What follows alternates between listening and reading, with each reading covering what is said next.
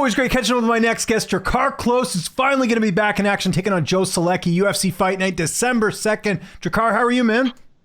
I'm doing great. It feels like every time we talk, you always say, after a long layoff. So this is it. No bad luck. No black cats. No walking under ladders. Anything like that. This is going to be the return. And let's start there, man. I know you had a torn and ACL prior to the last fight. How did the recovery go? I imagine this was the right amount of time off. It went great. I was back training, after like 6 months and grappling and stuff. So, but I wanted to give myself, a little over a year. So when I do step in, it'll be like, over a year, recovery time. So, but I feel amazing. Was there any talks of rebooking the Madsen fight? Because I know there was a lot of bad blood going in there, and I do see that he is fighting Jared Gordon, I think, a couple weeks before you. Was there ever any talks of that? No. I would have loved to have that fight because, be honest, I thought that was an easy fight. That's why I wanted that fight. So, yeah. But it looks like you got Solecki. Looks like you got a full camp for this one, like plenty of notice, right? Oh, yeah, plenty of notice. Yeah, so. That's good, man. That's awesome. And then let's talk about Solecki. A 13-3 record. Style-wise, how you look in this fight? How do you feel like you match up against him?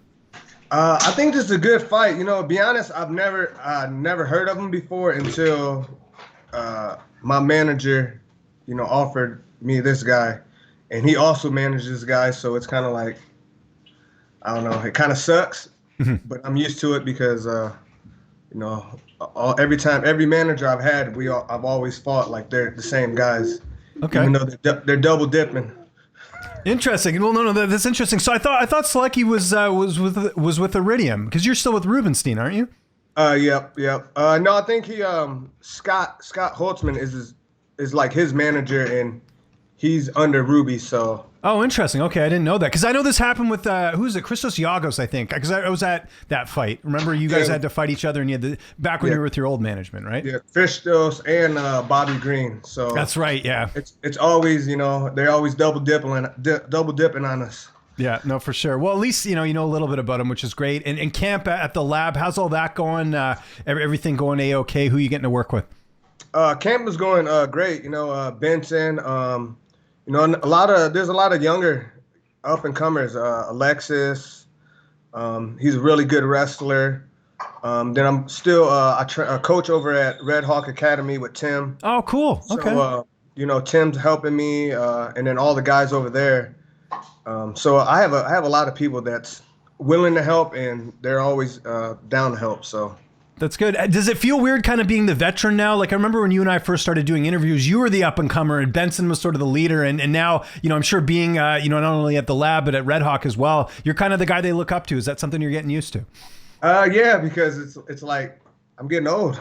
Yeah. We all are, Drakkar. That means. Yeah, we're getting old. Yeah, no, for sure. Well, that's cool though. I mean, being able to give back like that and, and also just, kind of use your knowledge because you've been in the game for a while, man. Yeah. And I think, with the injuries and with the coaching, it helped me a lot because, now I have to break stuff down and show these guys it, and it keeps it fresh in my brain. So it doesn't even feel like a layoff because I've always been in the gym, even though I'm injured. So good. Well, that's great. Got to mention this because you mentioned Tim Welsh. How cool is it seeing Sean O'Malley win the title? Because I know you guys go way back. Oh man, that was amazing. I actually went out there for that fight and just to see how much support he has. He has a lot of fans, and it was just awesome to see him go out there and just get that finish. Yeah, that's awesome. Your corner, what will that look like going into the fight? I'm gonna have David Mashad, John Crouch, and Alexis. Cool. That's good. And imagine the weight cut's going well. I know when you're off for a bit, sometimes it's tough to keep the weight down, but it seems like everything's going A-okay. Yeah, everything's good. I got my chef over here. She's cooking right now, putting all my food together. This time I'm going to be the first one on the scale. The last couple fights I was the last and, kind of in the middle. So I want to be the first one on that scale this time. How's this fight playing out on December 2nd? How do you see it going down?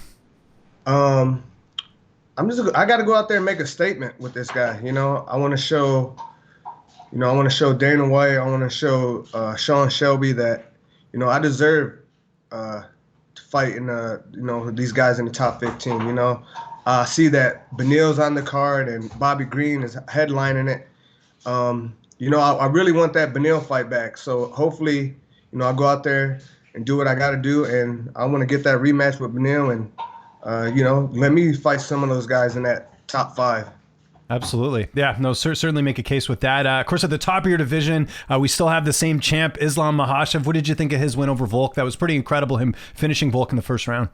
I kind of figured it was going to go that way. Like, it's hard to fight someone off the couch 10 days. You know what I mean? And he's a 45er, Be honest, I would rather have seen Drew Dober go out there and fight. You know what I mean? Someone like he hasn't fought, like, but well, actually, Gamrot was the backup. I'm surprised they didn't give it to Gamrot just because he was tabbed as the backup, and then they went with Volk instead. Yeah, but even Gamrot, I don't think he's been beat by Beneil and all these other guys. I want to see someone different, Yeah. But I don't know. He's a good champion. I think he's beatable, but he just hasn't faced me yet. There we go. And everyone's been talking about this last week, and I'm sure you've seen it. Francis Ngannou, Tyson Fury. What did you think of that? Oh, man. I think Francis won the fight. But be honest, I think they're just going to set up another fight, big money fight for him. So, but congratulations on him. You know what I mean? He's making that money. I think I asked you this last time, but I want to double check. Do you have a couple fights left on your deal, or how does that work? Because I know, again, it's been tough because there's been a lot of things happening outside the cage, right? No, actually, I had signed a new fight, new contract. Oh, before Madsen. Okay, cool. Okay, so awesome. I was I really wanted to fight my contract out, but my wife over here, she didn't want me to do that. You know what I mean? She's like, just get the money, but. I always like to bet on myself. Absolutely. No. And I don't blame you, man. But it's, it's good to have the security as well. Although, the contracts, you never know. They can kind of do what they want. On that note, I mentioned it off the top there. You're going to be a dad again. When's the due date? And do you guys know the gender yet, or is you still waiting on that? It's going to be a boy. And it's around February, 28th, I believe. The 28th. Cool. And his name's going to be Knight. Knight. Okay, cool. That's awesome, man. How excited are you? This is I have 2 boys as well, so when you add another one into the equation, it certainly adds to the plate for sure. But you both have to be so excited. Yeah, I'm excited. I just wish there wasn't like a 5-year gap with them. Right. So they can. Well, I'll tell you this: my boys are 4 years apart, and they're getting along great. So that I know it's 1 extra year, but like my older one definitely looks out for the younger one a lot, which is cool. So yeah, but Kingston's he's definitely excited to have a baby brother. Yeah. Oh, I bet. By the way, I saw that video that you posted on Instagram. So he was doing like the Pokemon card reveal or whatever. Is he like really into that now? Yeah, we actually he's in basketball. We have all types of cards. We just started the other day, and probably has over 500 cards now. So it's cool. Yeah. So he's into that now. Is that something you did as a kid too, or is it something that he just picked up on his oone? I've never, I was never I always wanted to do it, but we were real poor, so we didn't have the opportunity to do that. But that's cool. You can give to him, and he can find a hobby of his own. What sports is he in? Because I remember he was doing soccer for a little bit of jiu-jitsu. What's he in now, or is he just doing?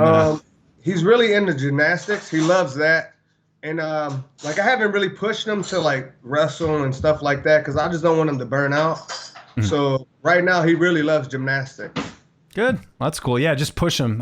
See what stuff he likes. I know my kid's been doing it. My kid right now is settled on soccer and hockey. That's it. So he was in jiu-jitsu and then sort of going to that as well. Last question before I get you out of here. And again, I appreciate the time. USADA leaving the UFC. What was your overall experience with them? And what's sort of your thoughts on them now, coming in with a new governing body? Because it's going to be interesting. I think it's kind of bullcrap. I think USADA, knowing that I go into a fight,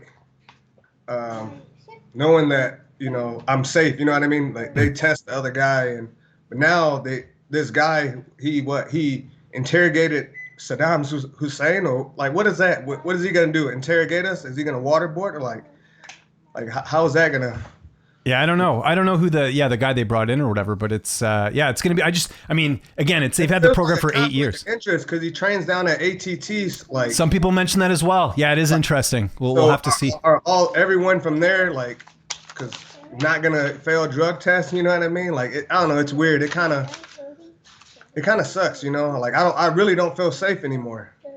Do you feel like when you were with USADA before, did you have like a good experience with them overall, or were they kind of like? I've always had a great experience. You know, like I have nothing to hide. Like, you know, I'm up early in the morning anyway. Like come, you know, Amy was really nice. That was the lady that would come here, and it kind of sucks, you know, knowing like people are I know they're gonna cheat now. You know what I mean? Like even though I think people were cheating before. It's just like, it's just gonna be more people. It's gonna be like the old era. Everyone's gonna be puffed up again. It's crazy.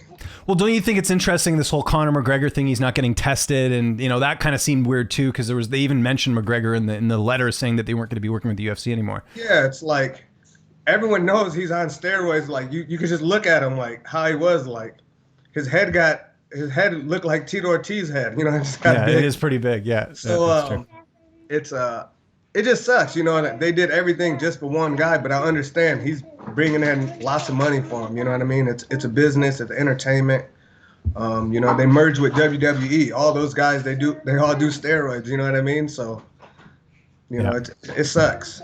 Yeah, hopefully it all works out. But I am looking forward to this fight, man. So glad to see you back. No jinxing, no nothing. It's going to happen December 2nd. You and Joe Solecki. If there's anyone you want to thank before we get out of here, any sponsors, any social media, I'll give you the last word. I just want to thank, you know, everyone at the MMA lab, everyone at Red Hawk Academy, all my students that I coach, my wife, Courtney, my son, Kingston, and just hopefully I show up healthy and put on a performance.